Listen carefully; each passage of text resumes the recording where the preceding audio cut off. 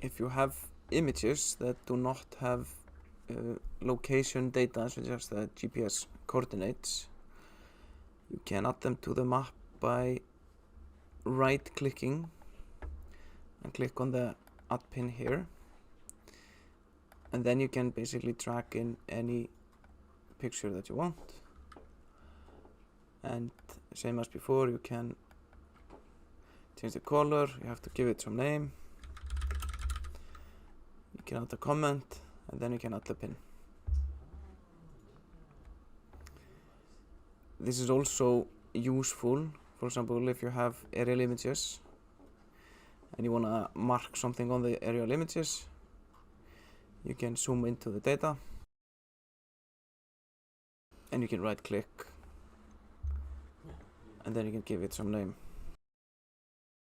and give it some color and save the pin.